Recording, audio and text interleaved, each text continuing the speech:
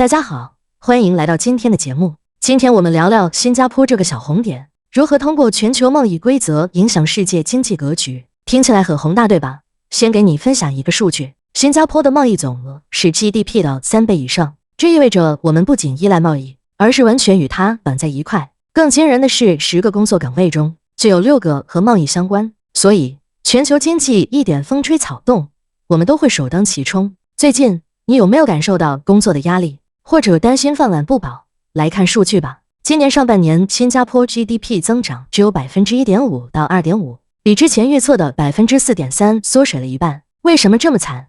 全球经济不确定性加剧，美国关税政策的冲击让全球贸易陷入危机。新加坡作为一个极度依赖贸易的国家，日子确实不太好过。今天我们就来聊聊新加坡政府的最新破局战略，特别是黄循财在 APEC 提出的无纸贸易。这个简单概念背后究竟隐藏着怎样的野心？我们继续往下看。第一章，为什么新加坡必须推动 WTO 改革？先别急着谈战略，先看全球大环境。这几年贸易体系的引擎真的卡住了。WTO 的共识机制要求所有166个成员国统一意见才能通过规则，听起来公平，但实际上各国分歧严重，改革进程非常缓慢，结果是争端解决机制停摆，规则更新几乎停滞。比如美国对半导体关税涨了 100%， 药品关税飙到 250%， 直接冲击了新加坡制造业，占到 GDP 的 20% 的支柱行业，其中电子产品和医药出口首当其冲。与此同时，数字经济快速发展，电子交易、数据跨境流动等新领域急需有效规则，而 WTO 无力回应这些需求。黄循财在 APEC 明确指出，僵化的规则正在成为新型贸易发展的阻力，这对高度依赖贸易的新加坡来说影响更为深远。贸易摩擦还殃及中小企业，不少出口企业订单减少 15%， 也让企业的招聘意愿下降，进而影响居民消费。预计到2025年，消费支出可能下降 5%。 面对这些困境，新加坡必须行动。黄循财提出了双线战略，核心是区域经济合作与数字创新，这将怎样重塑新加坡的贸易地位？我们接着往下看。第二章，新加坡的双线战略，区域合作加数字革命。新加坡正在打的一张重要牌，就是区域经济合作，比如 CPTPP 和 RCEP 两大自贸协定。CPTPP 覆盖全球 30% 的 GDP，RCEP 更是全球最大的贸易协定，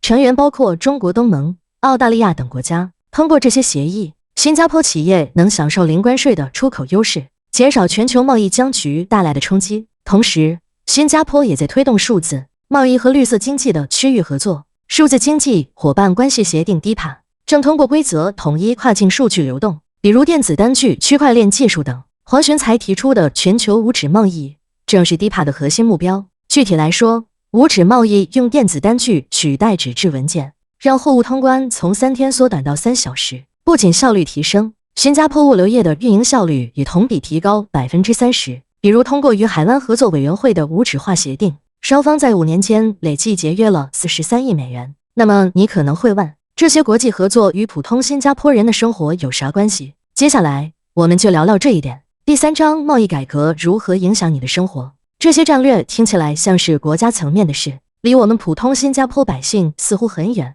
其实，它们和我们的生活息息相关。这不仅会影响你的工作机会、商品价格，还关乎你的创业可能性。比如就业方面，无纸贸易和数字经济催生人工智能、电子行业的新趋势。到2025年，预计新增超过5000个高薪数字岗位，为求职者提供更多机会和保障。再说消费红利，贸易协定降低了进口商品关税，例如澳大利亚葡萄酒关税降到0%，成本直接降低 10%到15%。中国电子产品因无纸化通关成本下降 95%， 网购更划算。如果你是创业者，比如做跨境电商，通过 DIPA 进入东盟市场的企业，平均收入提升 15%， 这为小企业和个人创业打开了新赛道，提供了资源支持。你可能会问，这些都很好，但我自己能做些什么呢？其实，国家战略和个人行动是紧密相关的。第4章，新加坡人的应对之道。全球经济的转型浪潮真的不是某些人的独唱，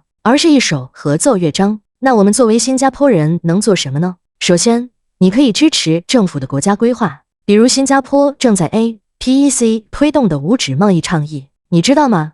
2026年，新加坡计划推出无纸化贸易卓越中心。这个平台不仅是一个点子，更是一个国家战略执行的基石。还有，我们可以传递声音，支持推动 WTO 的改革，比如它的决策机制必须有所变化，让贸易规则变得更灵活、更具有可操作性。这些改革计划预计在2026年前会逐步落地，届时新规则也许真的能改变我们的面貌。当然，个人行动也很重要。如果你是创业者，可以利用 DEPA 搭建跨境电商，通过东盟这个巨大的市场为自己创造新机遇。如果你是求职者，看准数字贸易和绿色科技岗位，这会是未来的风口。最后，如果是消费者，那还不抓住机会，享受关税带来的成本红利，从进口商品中找到适合自己的高性价比。讲了这么多，回头看，其实新加坡才是探索一条与全球对话的新路。如果我们不主动推动变革，被动等待，只会让新加坡这个贸易枢纽地位慢慢被取代。而通过这些战略，